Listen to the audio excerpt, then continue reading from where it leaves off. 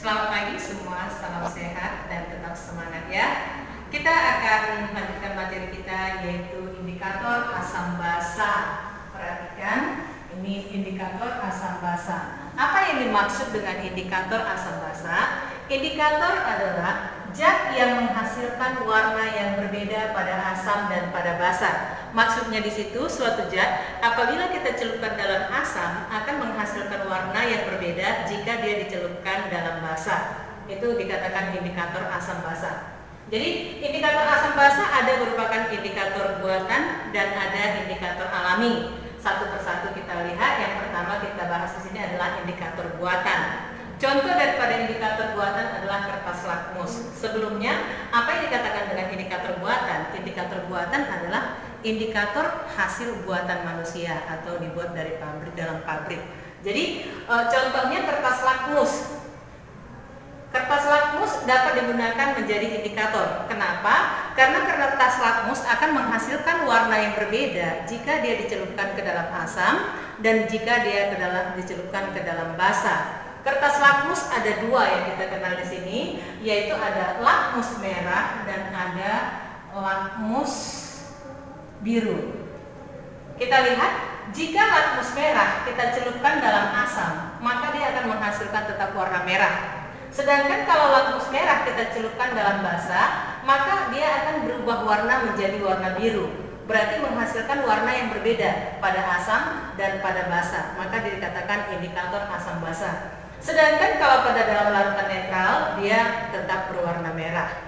Kemudian lakmus biru.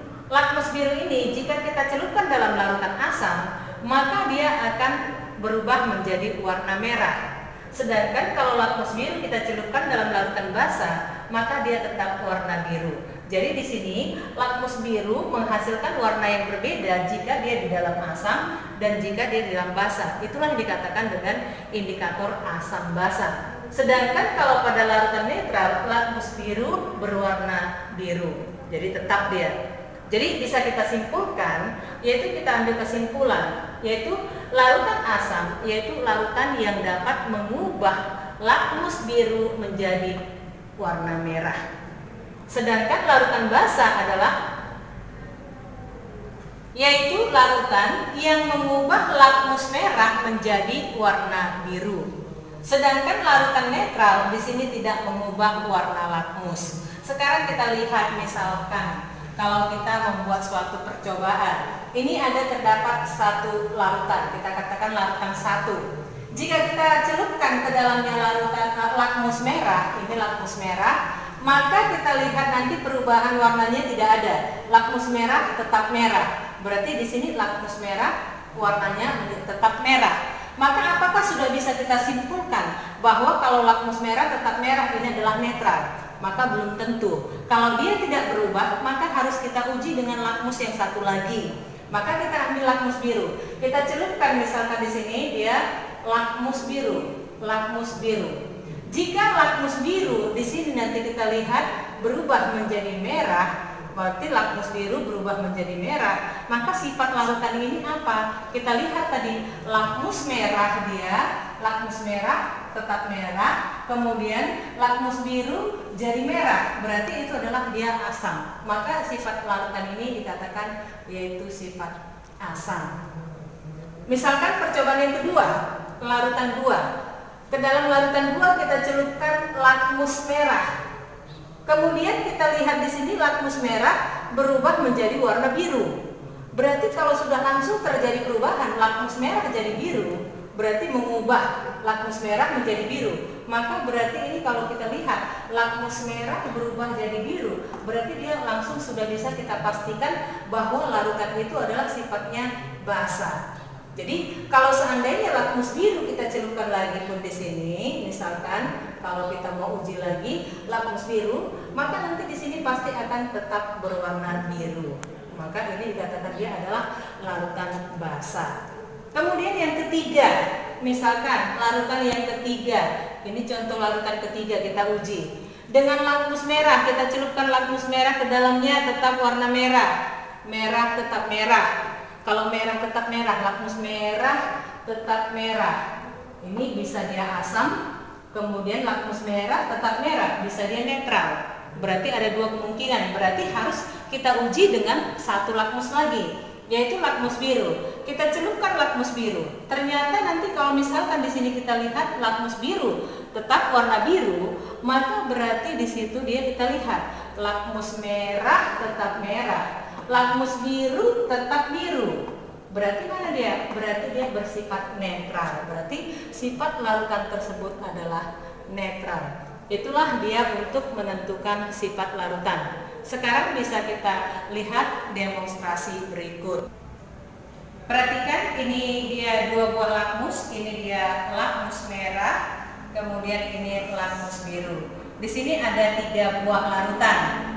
Kita mau uji sifat larutan ini bersifat apa? Dia bersifat asamkah, basakah, atau bersifat netral? Kita lihat. Misalkan larutan yang pertama, kita coba dengan lakmus merah. Kita celupkan ke larutan pertama. Kita lihat lakmus merah tidak berubah warna, dia tetap merah.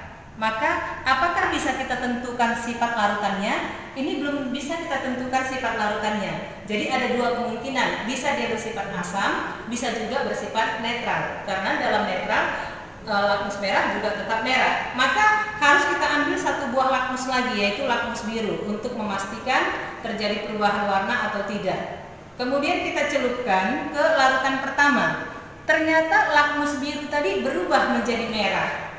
Berarti ini lakmus biru berubah jadi merah. Maka ini dikatakan adalah larutan asam. Bisa kita simpulkan ternyata larutan yang pertama ini asam. Kalau kita lihat ternyata larutannya adalah larutan HCl.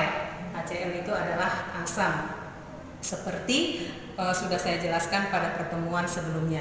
Kemudian kita uji larutan yang kedua.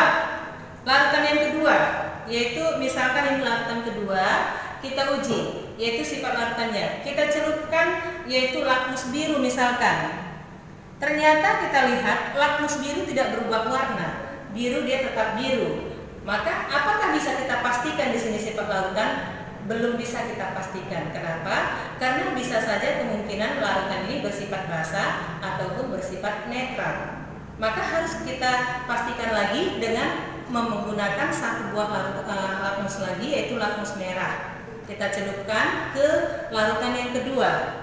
Ternyata kita lihat, ternyata lakmus merah tadi berubah menjadi biru. Berarti ini sudah bisa kita pastikan larutan ini bersifat, yaitu bersifat basa. Kalau kita lihat ternyata larutan ini adalah larutan NaOH, yaitu NaOH bersifat basa. Kemudian yang ketiga, larutan ketiga, kita ambil lakmus merah, kita celupkan ke dalam larutan yang ketiga. Ternyata lakmus merah tidak berubah. Berarti belum bisa kita tentukan karena dia bisa bersifat asam ataupun bersifat netral. Kita ambil lagi satu buah lakmus supaya bisa kita pastikan, yaitu lakmus biru. Kita celupkan, ternyata lakmus biru juga tidak berubah. Berarti ini lakmus merah tetap merah, lakmus biru tetap biru. Berarti dia tidak mengubah warna lakmus. Maka bisa dipastikan bahwa ini adalah netral. Kita lihat apa ternyata dia, ini adalah air, yaitu bersifat netral. Jadi demikianlah yang dikatakan dengan indikator, yaitu yang dapat melalui dengan indikator ini kita dapat menentukan suatu larutan itu bersifat asam ataupun basa. Jadi sampai di sini untuk indikator asam basa, yaitu indikator buatan. Terima kasih.